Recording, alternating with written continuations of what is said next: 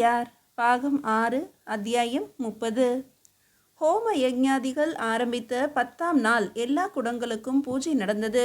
சக்கரவர்த்தி உடையாரும் இளவரசர் ராஜேந்திரரும் ஆளுக்கு ஒரு பெருங்குடத்தை தலையில் வைத்துக்கொண்டு படி ஏறினார்கள். வளைத்து வளைத்து கட்டப்பட்டிருந்த சாரத்தில் மெல்ல கால் வைத்து ஏறி மேலே போய் இறக்கி வைத்தார்கள். என்ன உயரம்! கொஞ்சம் கூட கோணல் இல்லாமல் என்ன அற்புதமான படைப்பு! நீங்கள் சாதித்து விட்டீர்களப்பா! இன்னும் சற்று உயரத்தில் கட்டியிருந்தால் மேகத்தையே தொட்டுவிடலாம் போல் இருக்கிறதே என்று வியந்தார். கருவறையிலுள்ள சிவலிங்கத்துக்கு ஈசான சிவபண்டிதர் கங்கை ஜலம் எடுத்து போனார். திருச்சுற்று மாளிகையும் திருமதிலும் கொண்ட ராஜராஜன் வாசல் கோபுரத்துக்கு கிருஷ்ணன் ராமனான பிரம்மராயர் அருண்மொழி 2 பேரும் கலசங்கள் எடுத்து போனார்கள். எல்லா திசைகளிலும் இருக்கின்ற தேவதைகளுக்கும் காவல் தெய்வங்களுக்கும் மந்திரிமார்களும் தளபதிகளும் கங்கை நீர் எடுத்து போனார்கள். சிவாச்சாரியார்கள் கொடி அசைக்க, எக்காலம் ஊதப்பட, குழல்கள் முழங்க, முரசுகள் அதிர குடத்தை தூக்கி கங்கை ஜலத்தையும் காவிரி ஜலத்தையும் கிருஷ்ணா கோதாவரி ஜலத்தையும் குடம் குடமாக கலசத்தின் மீதும் கிரீடத்தின் மீதும் சக்கரவர்த்தி உடையார் சாய்த்தார். இளவரசர் ராஜேந்திரரும் தன் பங்குக்கு 2 செப்பு குடம் ஜலம் ஊற்றினார்.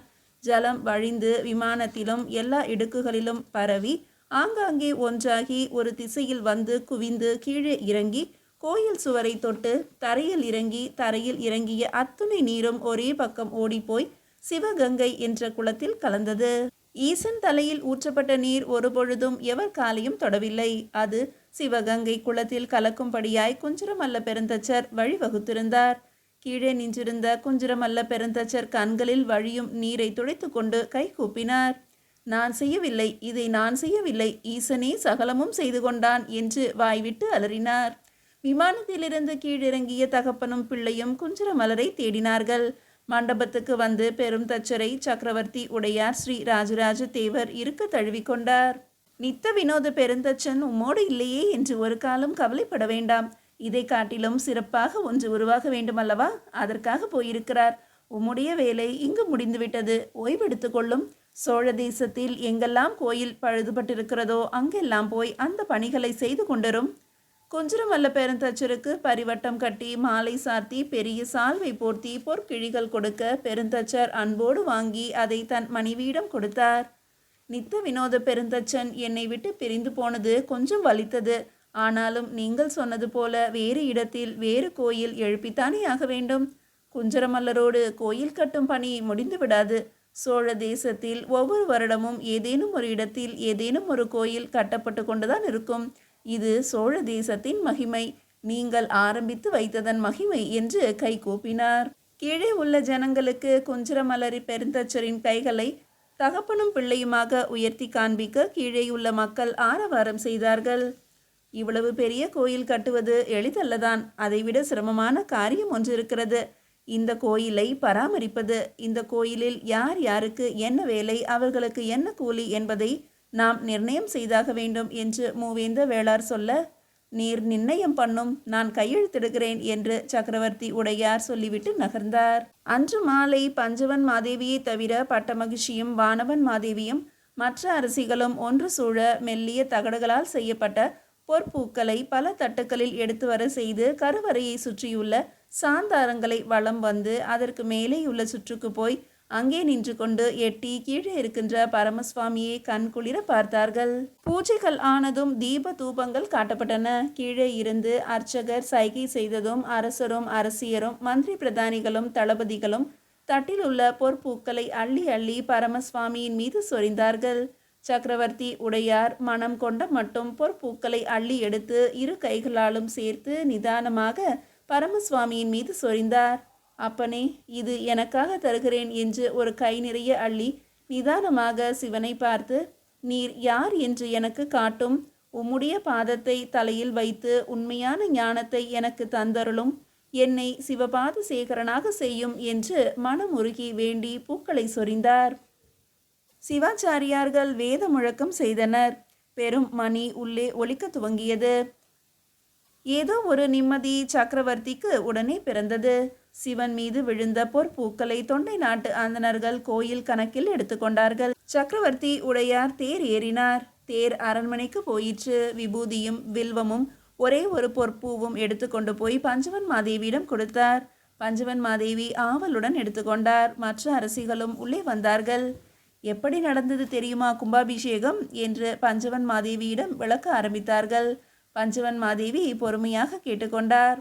அக்கா, உங்களுக்கு வரவில்லையே என்று ஒரு ஏக்கம் உள்ளுக்குள் பெரிதா இருக்கிறதா? விளக்கி சொல்லும்போது உங்களுக்கு வேதனையாக இருக்கிறதா? லாடமாதேவி அன்பொழுக கேட்டாள்.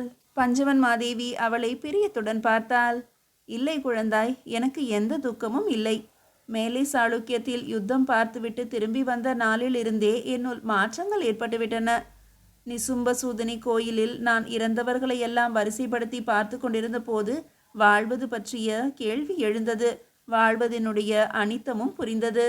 என்னுடைய செயல்களை எல்லாம் நான் வெறும் கடமையாக சாதாரணமாக இவ்வுலகில் வேறு வழியில்லை என்ற நிர்பந்தமாக செய்ய துவங்கினேன். இன்னும் தெளிவாக சொல்ல வேண்டுமென்றால் என் செயலை நான் காதலிக்கவில்லை. எனக்குள் இருக்கின்ற அந்த உத்வேகத்தை தான் நான் இறுக பிடித்து கொண்டேன். எனவே நெஞ்சில் அடிபட்டு மல்லாந்து கிடந்து அங்கிருந்து இங்கு கொண்டு வரப்பட்ட போது எனக்கு வெறுமே கிடப்பது என்பதை நேரிலும் நான் அனுபவிக்கிறேன் என்பது புரிந்து போயிற்று. நாம் எல்லோரும் மரணத்திற்காக காத்து கொண்டிருக்கிறோம். நான் மற்றவரை விட இன்னும் தெளிவாக காத்திருக்கிறேன். எனக்கு ஒன்றும் புரியவில்லை அக்கா, இன்னொரு மனைவி உரத்து சொன்னாள். இதுதான் தலையெழுத்து. புரிகிற போதுதான் புரியும். இது புரிவதற்கு ஒரு நேரம் வரும். அப்போதுதான் இதை யோசிக்கவும் முடியும். இது கற்றுக் கொடுத்து வராது. பஞ்சவன் மாதேவி பேசும்போது அவள் முகம் எந்த உணர்ச்சியுமற்று கல்லாய் இருப்பதை வியப்போடு சக்கரவர்த்தி பார்த்தார். அவர்கள் பேச்சு எதுவும் புரியாத உலகமகாதேவி மெல்ல எழுந்து தன் அரண்மனை பகுதிக்கு போக விரும்புவதாக அரசரிடம் சொல்ல வானதியும் எழுந்திருக்க மற்றவர்களும் விடைபெற்றார்கள். தாதி பெண்டேர் பஞ்சவன் மாதேவிக்கு மருந்து கொடுக்க அரசரின் மார்பில் சாய்ந்து கொண்டு பஞ்சவன் மாதேவி மருந்து குடித்தாள். மெல்ல அவள் நெஞ்சு தடவியபடியே சக்கரவர்த்தி அவளை அணைத்து கொண்டார். இவ்வளவு தெளிவாக பேசுகிறாயே, என்ன காரணம்? சட்டென்று இந்த மாற்றம் உனக்குள் எப்படி வந்தது? சக்கரவர்த்தி கேட்டார். இதை நீங்கள் கேட்பீர்கள் என்று எதிர்பார்த்தேன். கேட்பதற்காக தயங்கி நிற்கிறீர்கள் என்று புரிந்து கொண்டேன். நீங்கள் கோயில் பணிக்காக என்னை இங்கு விட்டுவிட்டு போன போது நான் மௌனமாக அமர்ந்திருந்தேன். ஒரு நாள் கருவூர் தேவர் வந்தார். எப்படி இருக்கிறாய் என்று கேட்டார். நான் பதில் சொல்லவில்லை. என்ன செய்கிறாய் என்று கேட்டார். சும்மா இருக்கிறேன் என்றேன். அப்படியா? நானும் உன்னோடு அமர்ந்து சும்மா இருக்கிறேனே என்று சொல்லி என் எதிரே அமர்ந்து கொண்டார். அவர் எதிரே அமர்ந்த பிறகு எனக்குள் எல்லாம் மாறி போயிற்று. இன்னொரு முறை வந்து உட்கார்ந்து நான் மறுபடியும் வேறு நினைப்புக்கு போகும்போது கருவூர் தேவர் மெல்ல அருகில் வந்து, எதை நீ பிடித்திருக்கிறாயோ அதை விட்டுவிடு என்று சொன்னார். நான் யோசித்தேன். நான் எதை பிடித்து கொண்டிருக்கிறேன் என்று யோசித்தேன். நான் உங்களைத்தான் பிடித்து கொண்டிருக்கிறேன். நான் எப்போதும் உங்கள் நினைப்பாகத்தான் இருக்கிறேன். தலைமுடி உதிர்ந்து பற்கள் போய் உடம்பு வனப்பு குறைந்து முளைகள் சரிந்து கால்களில் நிற்கின்ற வலியும் போய் கைகளில் நடுக்கம் ஏற்பட்ட பிறகு நான் உங்களுக்கு என்ன உபயோகம்? உங்களுக்காக யோசிக்க முடியாத போது, வெறும் அயற்சி வருகிற போது நான் உங்களுக்கு என்ன உதவி செய்ய முடியும்? எனவே எந்த உபயோகமும் இல்லாமல் எந்த உதவியும் இல்லாமல் உங்களை ஏன் நான் பிடித்து கொண்டிருக்க வேண்டும்? நான் சட்டென்று உங்களை என்னிடமிருந்து அப்புறப்படுத்தினேன். நான் உங்களுக்கு உபயோகமில்லை, எனவே நீங்கள் எனக்கு தேவையில்லை என்ற இடத்துக்கு வந்தேன். எப்பொழுது உங்களை உள்ளுக்குள்ளிருந்து கழற்றி விட்டேனோ அப்போது உள்ளுக்குள்ளே என்னால் சும்மா இருக்க முடிந்தது. அடடா, அற்புதம் தேவி! என்னை கழற்றி விடுவது என்றால் என்ன?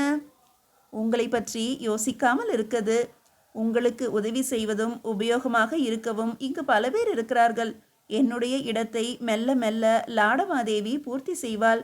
இனிமேல் நீங்கள் போருக்கோ அல்லது வேறு ஏதேனும் செயலுக்கோ போக வேண்டியதில்லை. போர் முடிந்தது. கோயில் கட்டும் பணியும் முடிந்தது. இனிமேல் தினசரி சாதாரண காரியங்கள் தான். இதை ஒரு பணிப்பெண் கூட உங்களுக்கு செய்துவிட முடியும். எனவே நான் தேவையில்லை என்று தெளிவாக தெரிய உங்களை என்னிடமிருந்து அகற்றிவிட்டேன். உங்களை கழற்றி விட்டதிலிருந்து மிகப்பெரிய நிம்மதி எனக்குள் பரவிவிட்டது. எனக்கு புரிகிறது பஞ்சவன் மாதேவி. நான் எதை கழற்றிவிட வேண்டும்? நீ சொல்லுகின்ற இந்த நிம்மதி, இந்த சும்மா இருத்தல் எனக்கு வர வேண்டும் என்றால் நான் எதை கழற்றிவிட வேண்டும்? இந்த பரமசுவாமி கோயிலையா? இல்லை, நீங்கள் இன்னும் சக்கரவர்த்தியாக இருக்கிறீர்கள். இந்த பட்டத்தை கழற்றி வையுங்கள். இந்த பொறுப்பை தூக்கி இளவரசரின் தலையில் வையுங்கள். நீங்கள் சாதாரண மனிதராக இருங்கள். கோயில் நீங்கள் கட்டியது என்ற இருமாப்பு கூட மெல்ல மெல்ல குறைந்து போகும். ராஜேந்திரனுக்கு சக்கரவர்த்தி பட்டம் கட்டிவிட்டு நீங்களும் நானும் பழையாறை போய்விடலாம். நீங்கள் ஒரு மூலையில், நான் ஒரு மூலையில் வாழ்ந்து கொண்டிருக்கலாம். மரணத்திற்கு காத்து கொண்டிருக்கலாம். எனக்கு புரிகிறது பஞ்சவன் மாதேவி. என்னுடைய மனது எதை யோசிக்கிறதோ அதைத்தான் நீயும் யோசிக்கிறாய். நீங்கள் வந்தாலும் வராவிட்டாலும் நான் பழையாறை போவது என்று தீர்மானித்து விட்டேன். தஞ்சையினுடைய பேரிகை சத்தங்கள், எக்காளங்கள், யானையின் பிளிரல்கள், மக்களின் கூட்டம் எனக்கு தாங்கவில்லை. இந்த அரண்மனை எப்போதும் பரபரத்து கொண்டிருக்கிறது. இந்த அசைவுகளை எல்லாம் உங்கள் பட்ட மகிழ்ச்சியும் மற்றவர்களும் செய்து கொண்டிருக்கட்டுமே. என்னை பழையாறைக்கு எவ்வளவு சீக்கிரம் முடியுமோ அவ்வளவு சீக்கிரம் அனுப்பிவிடுங்கள். அங்கு வெறுமே குளக்கரையில் அமர்ந்து உலகத்தை பார்த்து கொண்டிருக்கிறேன். நல்லது பஞ்சமன் மாதேவி, நல்ல நாள் பார்த்து உன்னை அனுப்பி வைக்கிறேன். நீ போன பிறகு என் வேலைகளை முடித்துக்கொண்டு உன்னை பின்தொடர்ந்து நான் வருகிறேன். உனக்கும் எனக்கும் இடையில் ஒரு இடைவெளி இருப்பது நல்லது. மிக நெருக்கமாக நாம் வாழ்ந்து விட்டோம் அல்லவா? உடம்பாலும் மனதாலும் தினம் தினம் நெருங்கி நெருங்கி ஒருவரையொருவர் இருக்க பிடித்து கொண்டு விட்டோம். நாம் விலகி இருப்பது நமக்கும் நல்லது. பிரம்மராயரிடம் பேசி நாள் குறித்து பல்லக்கில் பழையாறை வரை பத்திரமாக உன்னை அனுப்பி வைக்கிறேன். அரசர் எழுந்து விலகி நடந்தார். கூடத்தின் மூலையில் உள்ள வாசற்படியை தாண்டி திரும்பி பார்த்தார். அரசர் போவதை பார்க்காமல் முற்றத்து வெளிச்சத்தை பஞ்சவன் மாதேவி வழுக்கை தலையாய், பொக்கை வாயாய், வளைந்த முதுகாய் ஒரு ஆசனத்தில் சாய்ந்த வண்ணம் வெறுமே வெறித்து பார்த்து கொண்டிருந்தாள். சக்கரவர்த்தி உடையாருக்கு அவள் இருப்பு ஒரு அதிசயத்தை கொடுத்தது. பஞ்சவன் மாதேவி, நீ எனக்கு அணுக்கியாய், மனைவியாய், சிநேகிதியாய், தளபதியாய் இருந்தாய். பிறகு தாயும் ஆனாய். தாயே, இன்று எனக்கு நீ குருவுமாய் நிற்கிறாய். நீ சொன்னதால் தான் சும்மா இருத்தல் எனக்குள் பற்றி கொண்டது. குருவே சரணம் என்று அவளை நோக்கி கைகூப்பினார். குதிரையை அரண்மனையை விட்டு இளவரசர் ராஜேந்திரர் எங்கிருக்கிறார் என்று விசாரித்து அவருடைய அரண்மனையை நோக்கி அனுப்பினார். எனக்கா சக்கரவர்த்தி பட்டமா? அதற்கு இப்பொழுது என்ன அவசரம் தந்தையே? இளவரசர் வியப்போடு கேட்டார். சம்பிரதாயமாக பேசுகிறாயா ராஜேந்திரா? இல்லை தந்தையே, தெளிவாக கேட்கிறேன். எதற்கு இப்பொழுது அவசரம்? கும்பாபிஷேகம் முடிந்து உடனடியாக எனக்கு நீங்கள் சக்கரவர்த்தி பட்டம் கட்ட வேண்டிய அவசரம் என்ன? இந்த கோயில் நல்லபடியாக பூரணமாய் முழுமை பெற இன்னும் 2 வருடங்கள் தேவைப்படும். அந்த 2 வருடங்களும் நீங்கள் சக்கரவர்த்தியாக இருங்கள், பிறகு பார்த்து கொள்ளலாம். இல்லை ராஜேந்திரா, எனக்குள்ளே மெல்லியதாக ஒரு ஆட்டம் ஏற்பட்டுவிட்டது. போதும் என்ற நினைப்பு வந்துவிட்டது. தந்தையே, நமது வணிகர்களின் மரக்கலன்கள் கீழே கடலில் பயணம் செய்ய முடியவில்லையாம். புலிக்கொடியை வெட்டி வீழ்த்தி நமது வீரர்களை சிறைப்பிடித்து அடிமையாக்கி மரக்கலங்களை எரியூட்டுகிறார்களாம். இது மேலை சாளுக்கியம் என்று நினைத்தாயா? இது கீழே கடல். ராஜேந்திரனால் எதுவும் செய்ய முடியாது என்று சொல். இங்கு குதிரைகள் பூட்டிய தேர்கள் ஓடாது என்று சொல். யானைகள் கடலை நீந்தாது என்று சொல் என்று பேசுகிறார்களாம். யார் தெரியுமா? பாண்டிய ஆபத்துதவிகள். காந்தலூர் சாலை கடிகையை அழித்ததிலிருந்து அங்கிருந்து பல நம்பூதிரிகள் ஈழத்தை சுற்றி கொண்டு வேறு பக்கம் போய்விட்டார்கள். ஈழத்தில் தங்கிவிடலாம் என்று நினைத்திருக்கிறார்கள். ஆனால் ஈழத்து மக்களும் மன்னர்களும் இவர்களை நம்பவில்லை. போர் பயிற்சி தருகிறோம் என்று அவர்களது 6 மரக்கலன்களை எடுத்துக்கொண்டு கடற்பக்கம் போய் ஈழத்து சேனாதிபதிகளை வெட்டி கடலில் வீசிவிட்டு மரக்கலன்களை இன்னும் கிழக்கே எடுத்துக்கொண்டு போய் ஒரு ஜலசந்தியில் தங்கிவிட்டார்கள். அது சிங்க தேசமாம். மந்தை மந்தையாக சிங்கங்கள் இருக்கின்றனவாம். அவர்களிடம் அடிமையாக இருந்து 6 வருடங்கள் வாழ்ந்து வேறொரு வணிக கப்பலில் தஞ்சம் புகுந்து சீன தேசம் போய் அங்கு சில வருடங்கள் வாழ்ந்து திருமணமும் செய்து குழந்தைகள் பெற்று திரும்பி வந்த வணிகன் ஒருவன் மிக விரிவான கதையை சொன்னான். அவனுடைய சொந்த ஊரான நாகப்பட்டினத்திற்கு அவனை அனுப்பி இருக்கிறேன். நேற்று இரவு முழுவதும் மருவூர் அந்தணர்களிடம் பேசி கொண்டிருந்தேன். நம் பரதகண்டம் என்ன வடிவில் இருக்கும், மேருமலை என்ன வடிவில் இருக்கும், எந்தெந்த ஆறுகள் எங்கெங்கு ஓடும், எங்கெங்கு எந்தெந்த தேசங்கள் இருக்கின்றன என்றெல்லாம் விரிவாக படம் போட்டு காட்டினார்கள். தந்தையே, நான் கடல் கடந்து கடார தேசம் போக வேண்டும். நேற்று முன்தினம் என்னுடைய உளவாளி ஒருவன் வந்தான். நாகை விகாரத்துக்கு போய் அவனை வெகு நாட்களுக்கு முன்பு தொண்டு புரிய அனுப்பியிருந்தேன். ஈழம் பற்றிய செய்திகள் நாகை விகாரத்தில் நிச்சயம் எதிரொலிக்கின்றன. பாண்டியனுடைய கிரீடமும் செங்கோலும் இப்பொழுது ரோகணத்தில் இருக்கின்றன. அதை பாண்டிய வம்சத்துக்கு தெரிவிக்க கருதி ஒரு புத்த பிட்சு வந்துவிட்டு போயிருக்கிறார். நாகை விகாரத்திலிருந்து பாண்டிய தேசத்துக்கு நடந்து போய் கொண்டிருக்கிறார். எனக்கு ஈழத்திற்கு போய் உங்களால் கவர முடியாத அந்த பாண்டியனுடைய மணிமுடியையும் செங்கோலையும் கவர்ந்து வர வேண்டும் என்ற ஆசை இருக்கிறது. விழிஞத்தில் மறுபடியும் கப்பல்கள் கட்டி மிகப்பெரிய ஏரி ஒன்றில் போர் பயிற்சி செய்து கொண்டிருக்கிறார்களாம். சேர தேசத்திற்கும் நான் படையெடுக்க வேண்டியிருக்கும். அந்த கப்பல்கள் அத்தனையையும் கையகப்படுத்தி அங்கிருந்து ஈழத்துடைய தென் எல்லைக்கு போய் அங்கிருந்து உட்புகுந்து சிங்களர்களை வடக்கிலும் தெற்கிலுமாக கிடுக்கி பிடி போட்டு காடுகளை அறுத்து அவர்களுடைய மரத்தால் கட்டப்பட்ட மதில்களை எரித்து அந்த மணிமுடியை கைப்பற்ற வேண்டும். இன்னும் பல தலைமுறைகளுக்கு ஈழத்தை எழுக ஒட்டாது செய்ய வேண்டும். மறுபடியும் மேலை சாளுக்கியம் கிளர்ந்து எழும் என்பதில் எனக்கு சந்தேகமே இல்லை. அப்பா, நீங்கள் வருவதற்கு முன்பே நான் உங்களை சந்திக்க வேண்டும் என்று நினைத்தேன். கும்பாபிஷேகம் முடிந்துவிட்டது. இனி நான் தஞ்சையில் இருக்க வேண்டிய அவசியம் என்ன? நான் ஜெயம் கொண்ட சோழபுரம் நோக்கி போகிறேன். அங்கேயே தங்கி இருக்க போகிறேன். அரண்மனைக்கான சுற்றுமதிலும் உட்புற வேலைகளும் நடந்து கொண்டிருக்கின்றன. கோயில் பணியும் வெகு சீக்கிரம் துவங்கவிருக்கிறது. ஈசான சிவபண்டிதர் அங்கு போய் இருக்கிறார். நல்ல சகுனங்கள் ஏற்பட்டிருக்கின்றன. எனவே நான் அங்கேயே குடிபோகலாம் என்று நினைக்கிறேன். அப்பா, உன்னை யார் தடுத்தது ராஜேந்திரா? தடுத்தால்தான் நின்று விடுவாயா? இங்கு அமர்ந்து சக்கரவர்த்தி பட்டம் கட்டிய பிறகு போயேன். 2 வருடங்களாவது ஆகட்டும் என்று சொன்னேனே. எதற்காக? அதுவரை நான் உயிரோடு இருப்பேனா என்று தெரியாது. சும்மா இருங்களப்பா, ஏன் பயமுறுத்துகிறீர்கள்? உங்கள் உயிருக்கு எந்த ஆபத்தும் இல்லை. உங்கள் உயிருக்கு மட்டுமல்ல, தஞ்சையில் உள்ள உயிர்களுக்கும் குடந்தையில் உள்ளவர்களுக்கும் எந்த ஆபத்தும் எந்த தீங்கும் நேரக்கூடாது என்றுதான் நான் குடிபெயர்கின்றேன். நீ சொல்வது புரியவில்லை ராஜேந்திரா. சோழ தேசத்தின் எல்லைகள் விரிவாக்கப்பட்டு விட்டன தந்தையே. தென் திசையிலிருந்து பாண்டியன் தாக்கலாம் என்றிருந்த போது நீங்கள் பழையாறையில் இருந்து தென் திசை வந்து தஞ்சையில் குடியமர்ந்து மிக பெரிய கோட்டையை பலப்படுத்தி வல்லத்து கோட்டையையும் சீரமைத்து இங்கே ஆட்சி செய்தீர்கள். பாண்டியர்கள் பணிந்து விட்டார்கள்.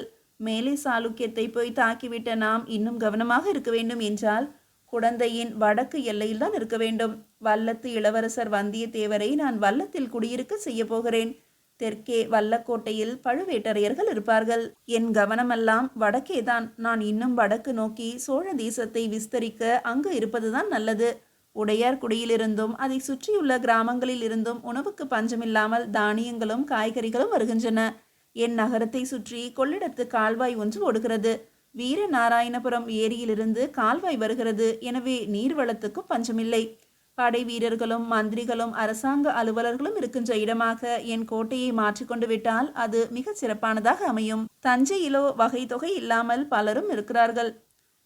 தஞ்சை கோட்டை பாதுகாப்பானதாகவும் இல்லை. முழுக்க முழுக்க ஒரு கோட்டை கருங்கல்லால் கட்டப்பட வேண்டிய அவசியத்தை நான் உணர்கிறேன் தந்தையே.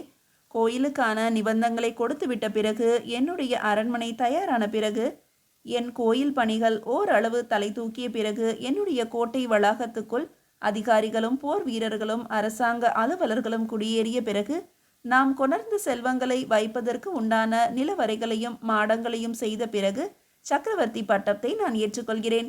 சக்கரவர்த்தி என்ற பட்டம் ஏற்ற பிறகு நான் இங்கே இருப்பது தஞ்சை அரண்மனையிலா? அப்போது நீங்கள் வெளியேற வேண்டுமே. அது நன்றாக இருக்குமா? ஊர் மக்கள் இழிவாக பேச மாட்டார்களா? ராஜேந்திரா, நான் இப்போதே வெளியேறி பழையாறைக்கு போய் விடுகிறேனடா. பழையாறை வெறும் மண் கோட்டையப்பா. அது உங்களுக்கு சரியாக வராது. நீங்கள் கடைசி வரையில் தஞ்சை கோட்டையில் தான் இருக்க வேண்டும். நானும் என் இடத்தில் இருப்பேன். நான் அங்கு இருந்தால்தான் வேலைகள் துரிதமாக ஆகும். இங்கு அமர்ந்து விட்டால் வேலைகள் செவ்வனே நடைபெறாது. நாம் இங்கு பார்த்தோமே தந்தையே, பஞ்சவன் மாதேவிக்கு காயம் ஏற்பட்டதும் நீங்கள் அவர்களோடே 6-7 நாட்கள் இருந்தீர்கள். அந்த நேரத்தில் கேட்பாரில்லாது வந்த ஜனங்கள் அத்துணை பேரும் மண்வெட்டியையும் கூடையையும் போட்டுவிட்டு ஊர் நோக்கி போய்விட்டார்கள். என்னால் அந்த திமிரை சகித்து கொள்ள முடியவில்லை. ஆனால் நீங்கள் சகித்து கொண்டீர்கள். என் வாழ்க்கை முறை வேறு. என்னை கேட்காமல் எதுவும் ஒரு விரற்கடை கூட நகரக்கூடாது. நகரவும் நான் விடமாட்டேன்.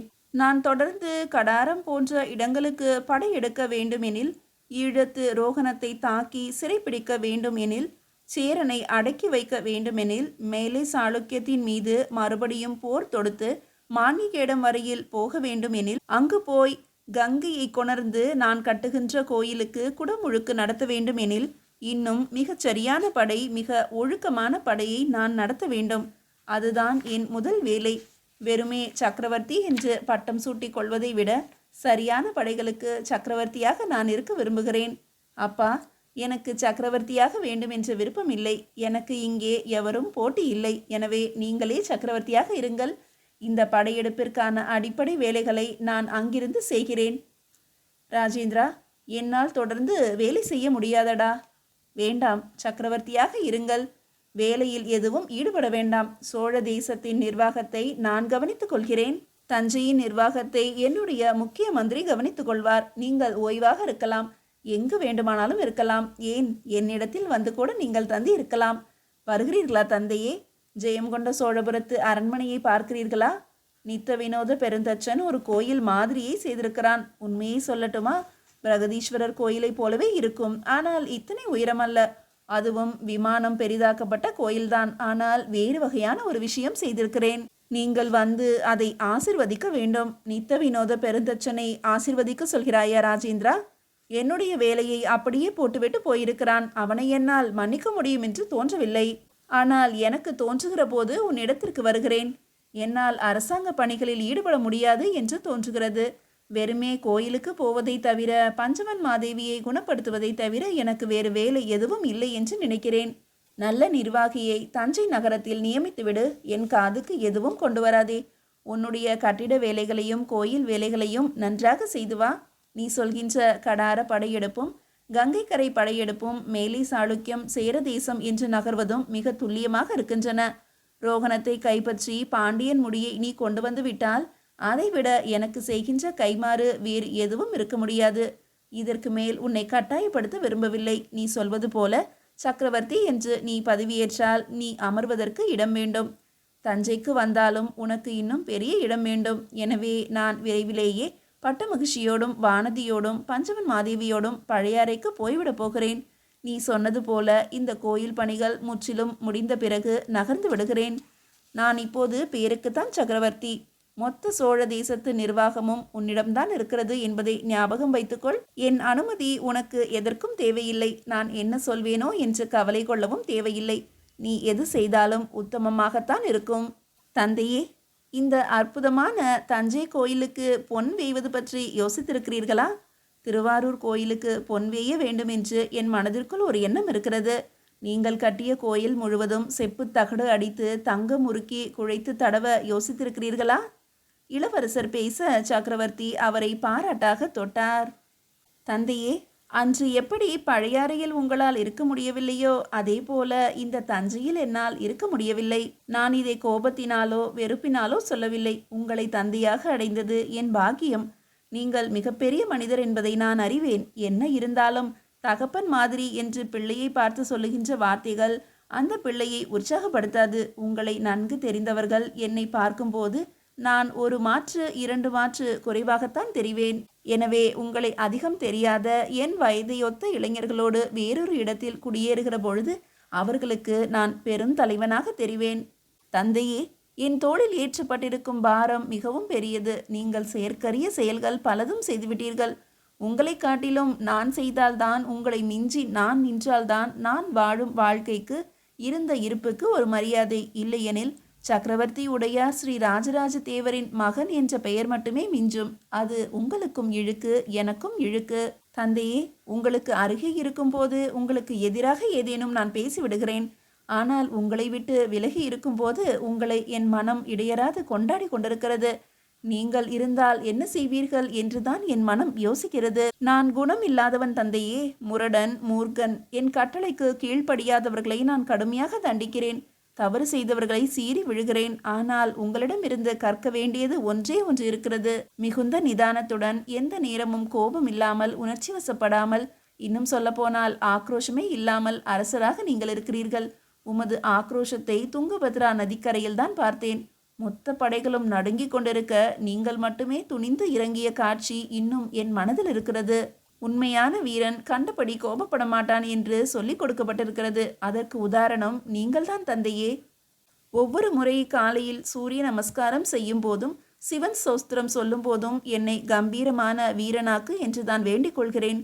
உங்கள் மீது நெல் முனையளவும் எனக்கு பிணக்கு இல்லை. என் வழி வேறு, என் திட்டங்கள் வேறு. மேலை சாளுக்கியம் மட்டும் இல்லை தந்தையே, கீழே சாளுக்கியத்திலும் பிரச்சனைகள் வரலாம். குந்தவையின் மகனுக்கு பட்டம் அளிப்பதில் இடர்பாடுகள் வரலாம். விமலாதித்தனுடைய அண்ணன் மகன் போட்டிக்கு நிற்கிறான். என் மனதிலுள்ள அத்தனையையும் உங்களிடம் கொட்டி தீர்த்துவிட்டேன். கோயிலினுடைய ஒவ்வொரு விஷயத்தையும் சீர்தூக்கி நீங்கள் சரி செய்துவிட்டு பிறகு எனக்கு சக்கரவர்த்தி பட்டம் கொடுங்கள். அதற்கு குறைந்தபட்சம் 1 வருடம் ஆகும். நீங்கள் கட்டளையிட்டவை ஒழுங்காக நடைபெறுகிறதா என்பதையும் சற்று இங்கிருந்தபடியே கவனித்துக் கொண்டிருங்கள். பிறகு நகரலாம். ஏனெனில் தஞ்சையை விட்டு நீங்களும் போகப் போகிறீர்கள், நானும் நகரப் போகிறேன். எனவே இந்த கோயிலும் இந்த ஊரும் சரிவர பாதுகாக்கப்பட வேண்டும் என்பதால் அதற்கான ஏற்பாட்டை செய்துவிட்டு வருவதே நல்லது.